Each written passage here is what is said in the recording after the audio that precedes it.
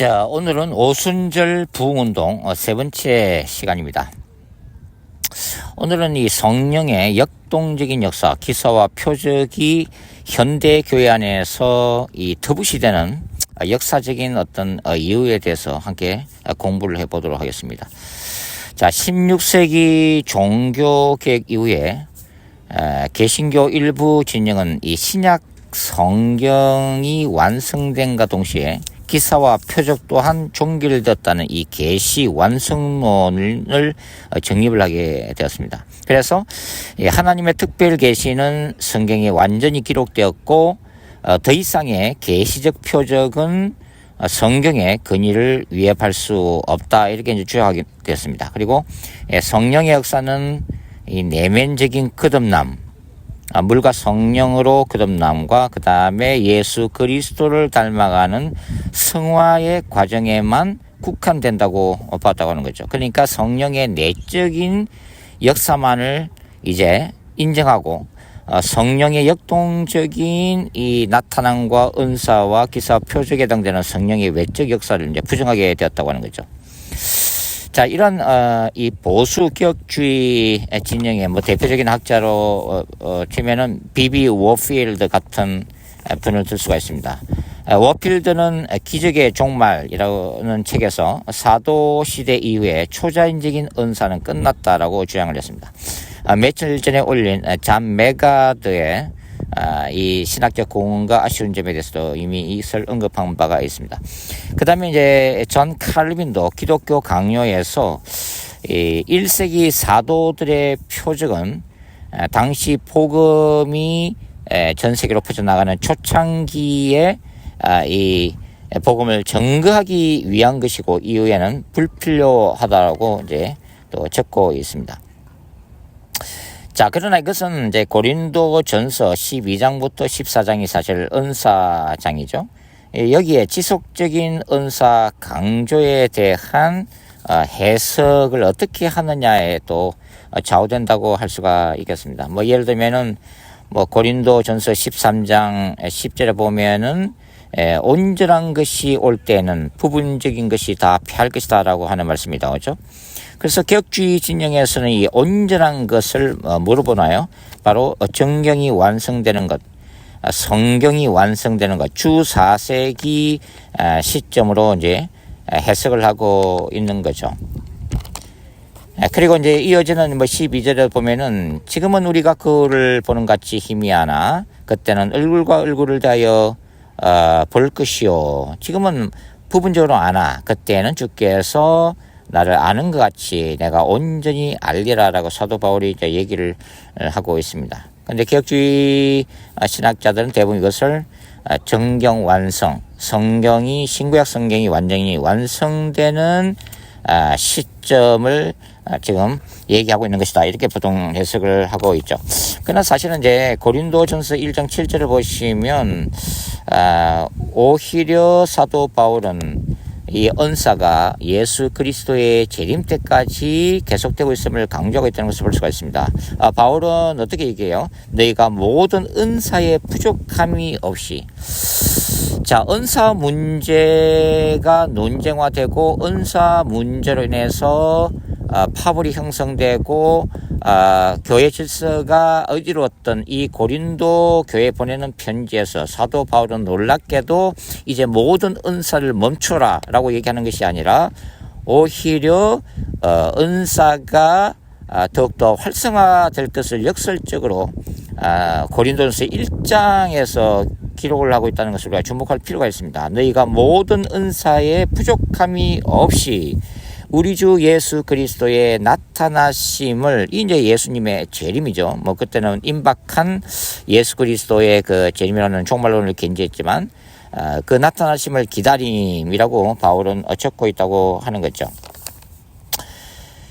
자, 성령의 역동적인 역사에 대해서 현대 교회가 부정적으로 생각했던 것은 바로 이 18세기 계몽주의 영향이라고 볼 수가 있습니다. 이성 중심의 세계관이 이제 형성되면서 현대 교회에까지 영향을 미치게 됐다는 거죠. 그러니까 계몽주의가 나타난 이후에 이제 신학은 이성과 과학 중심의 해석학으로 바뀌었다고 하는 거죠. 그리고 상대적으로 초자연적인 세계관은 이제는 믿을 수 없는 세계관으로 이제 간주가 되었다고 하는 것입니다. 철학자 데카르트나 칸트나 스피노자 같은 사람들은 기적은 자연 법칙과 모순된다고 얘기를 했죠. 그리고 하나님은 자연법 안에서만 역사하신다라고 하는 견해가 대두가 되었다고 하는 것입니다. 이런 이성 중심의 세계관 위에 세워졌던 것이 바로 독일을 중심으로 해서 일어났던 자유주의 신학이죠. 슐라이어 마흐 이후에 이 기독교의 복음에서 기사와 표적은 상징적인 의미만 가지는 것으로 어떤 메시지를 전하기 위한 문학적인 표현으로만 이제 간주가 되고 역사적이고 실제적인 것은 인정하지 않는 경향성이 이제 자유신학 안에 자리 잡게 되었다고 하는 거죠. 그 다음에 이제 또 다른 이유는 바로 교회가 이 제도화되면서 또 성령의 역동적인 역사가 이제 제한을 받게 되었다고 하는 거죠. 특별히 이제 카톨릭은 국가교회 체제죠. 그래서 카톨릭 교황권이라고 하는 카톨릭의 교리와 그 다음에 시스템 하에서 이제 성령의 어떤 활동으로 나타나는 예언이라든지 방언이라든지 뱅고침, 축사 등등은 오히려 이 교회 질서를 파괴시키는 요소로 여겨지면서 통제가 되었다고 하는 거죠. 지금도 축사 같은 경우는 사실 교황청이 지정한 엄격한 이 관리 하에서만 이 공식적인 축사를 신부들이 행하게 되어 있다는 거죠. 그리고 이제 이 성령의 활동이 개신교에서는 주로 설교를 통해서 집중적으로 나타난다라고 이제 강조하게 됐고, 그 다음에 이제 캐톨릭에서는 미사라고 불리우는 이 성례진에 국한해서 성령께서 역사하신다라고 하는 어떤 전통이 이제 구축이 되었다고 이제 하는 거죠. 말 그대로 어떤 이 교회의 일부 교리와 그 다음에 시스템 속에 성령께서 이제 갇히시는 그런 결과를 낳았다고 하는 것입니다. 그 다음에 이제 이 현대교회가 이런 반은사주의적인 경향성을 가지게 된 것은 바로 이 극단적 신비주의와 이단 사이비에 대한 어떤 역사적인 체험과 그에 대한 두려움 때문이라고 이제 할 수가 있겠습니다. 말 그대로 무분별한 은사주의에 정통교회들의 상처를 받았다고 하는 거죠. 그리고 특별히 이제 신사도 개혁 운동의 폐 때문에 그렇습니다. 자, 20세기에 들어서 1906년도에 LA 아주사에서 은사주의 중심의 부흥이 일어났죠. 그리고 1960년대 이후에 카리스마 운동과 오순절 운동이 전 세계에서 퍼지게 됩니다. 그리고 1990년 이후에 나타난 것이 바로 신사도 개혁 운동이죠. 플러신학교의 성교학 교수였던 피터 웨그너가 제3의 물결 운동이라고 부르면서 피터 웨그너를 중심으로 해서 어떤 초교파적 능력, 기사와 표적, 영적 전쟁 중심의 이 신사도 개혁 운동이 휩쓸면서 여기에 대해서 이제 부정적인 결과들이 확산되면서 정통교회들이 이것을 끓이게 이제 되었다고 하는 것입니다. 특별히 신사도 개혁 운동은 여러 가지 이제 문제점을, 신학적인 문제점을 이제 드러내게 되었다고 하는 거죠. 신사도 개혁 운동에서는 이제 개인적인 계시, 그리고 소위 자칭 사도 선지자, 이제 스스로가 이제 사도다 선지자라고 임명하면서 임명식까지 그때 했잖아요. 이러한 사도 선지자들을 중심으로 한 지나친 리더십 강력한 리더십을 중심으로 해서 이 교회가 이제 움직이게 됐다고 이제 하는 거죠. 그러면서 이제 교회 성장의 핵심으로서 기사와 표적을 지나치게 강조하면서 한 지역에 있는 사탄의 경관진에 대한 스피리추얼 매핑 운동 뭐 이런 것들이 정통 교회로 하여금 이제 비성경적인 것으로 눈살을 찌푸리게 만드는 그런 결과를 낳았다고 하는 거죠.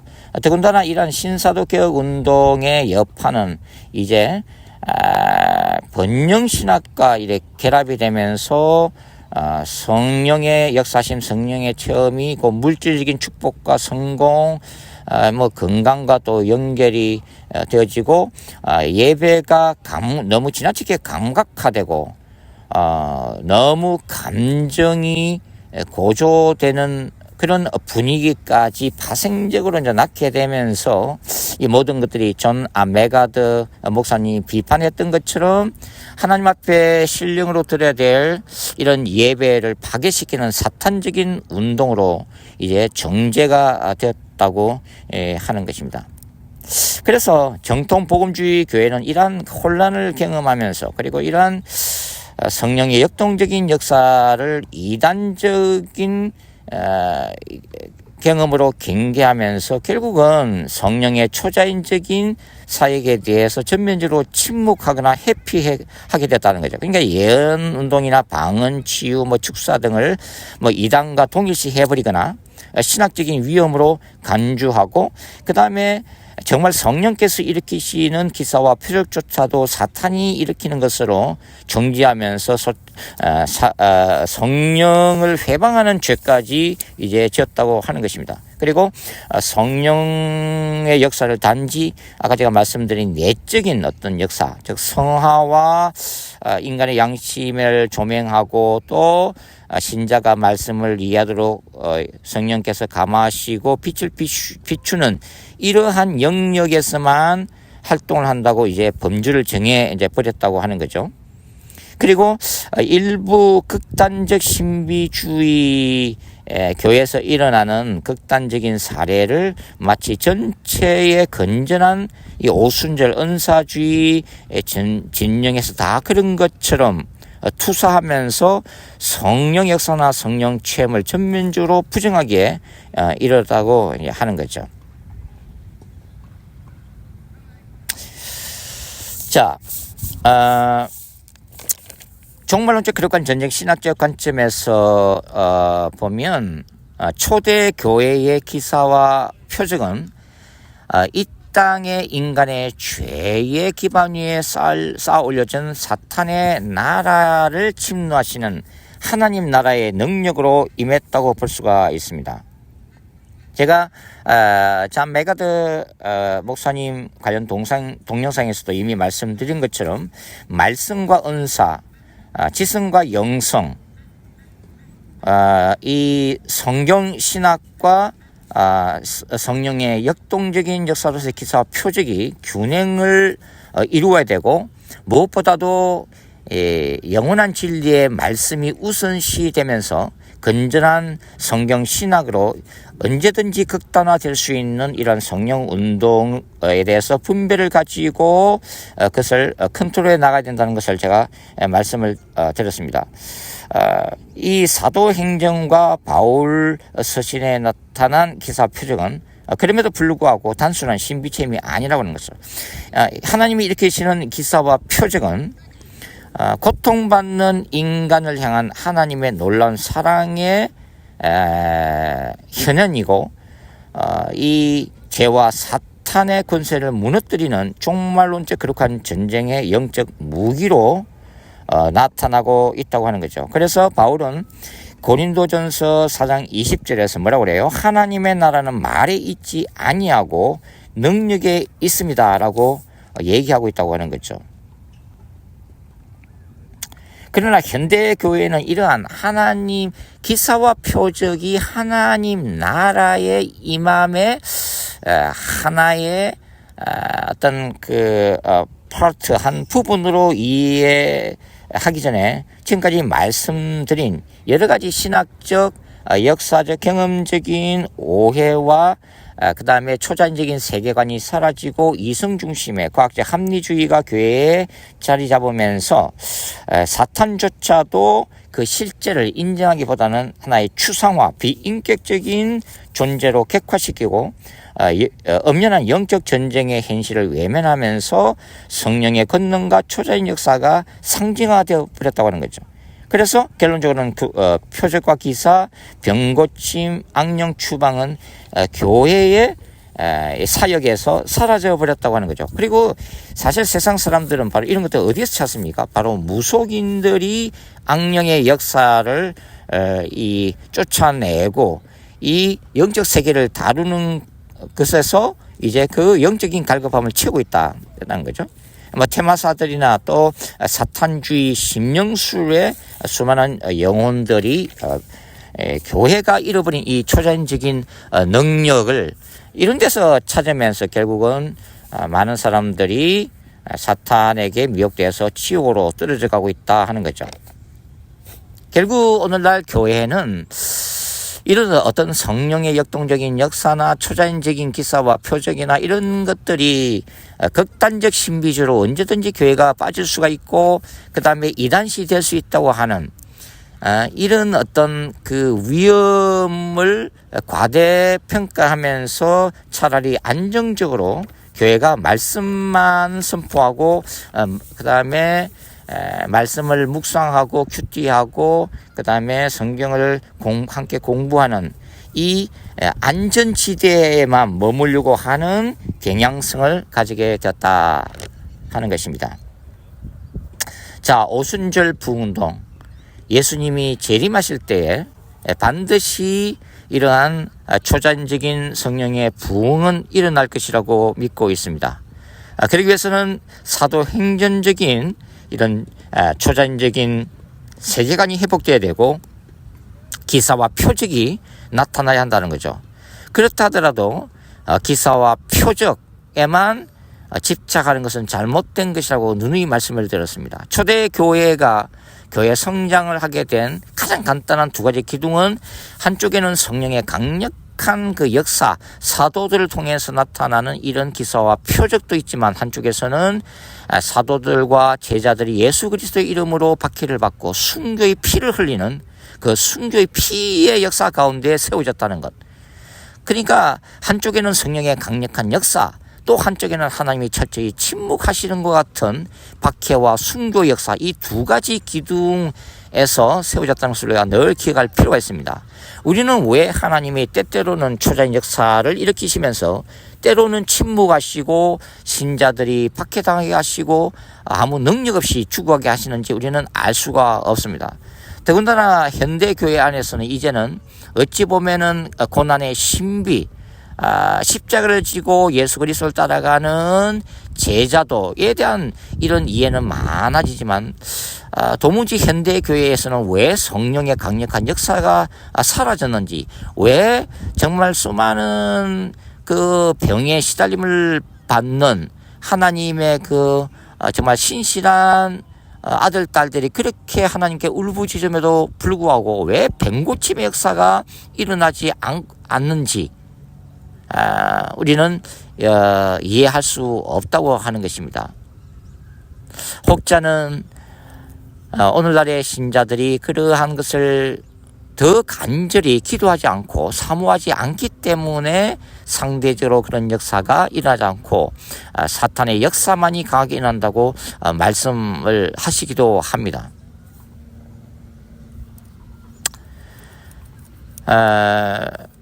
일리가 있는 말씀이라고 생각이 듭니다. 그 모든 것들을 우리가 성경적 신학적으로 완벽하게 답변할 수는 없을지라도 분명하게 우리가 고백할 수 있는 것은 오늘날 교회의 회개 역사가 사라졌고 초대교회 사도행전 역사를 사모함이 사라졌고, 그래서 정말 뜨겁게 기도하는 기도의 역사가 사라짐으로 인해서 이제는 기도원도 무너지고, 소위 말해서 이 90년대 2000년대 초순까지도 그나마 맥락을 유지했던 은사주의 오순절 운동마저 이제는 사그러들었다.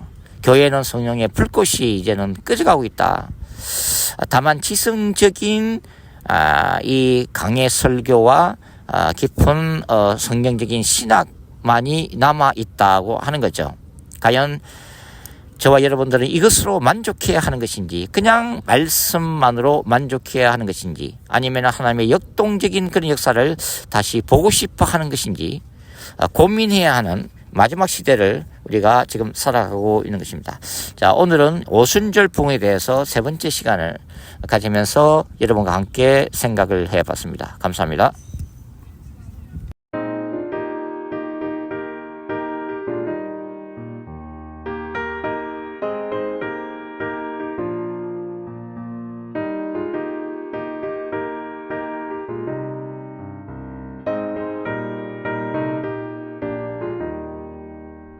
은혜가 풍성한 하나님은 믿는 자 한 사람 한 사람 어제도 오늘도 언제든지 편찮고 보호해 주시네. 주여 성령의 은사들을 오늘도 내려 주소서. 성령의 뜨거운 불길로서 오늘도 충만케 하소서. 정욕과 죄악에 물든 맘을 성령의 불길로 태우사. 정결케 하소서. 태우소서. 깨끗게 하여 주옵소서. 주여 성령의 은사들을 오늘도 내려 주소서. 성령의 뜨거운 불길로서 오늘도 충만케 하소서.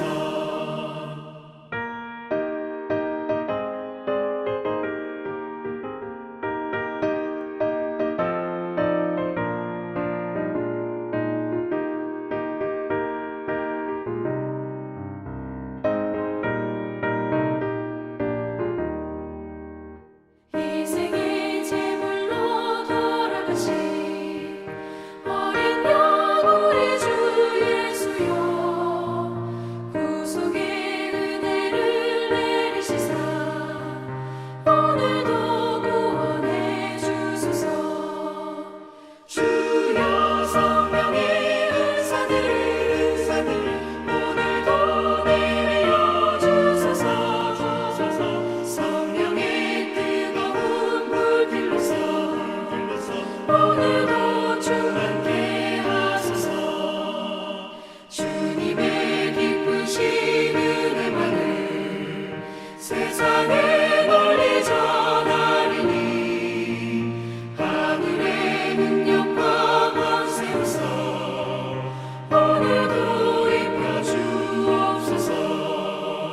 주여 성령의 은사들을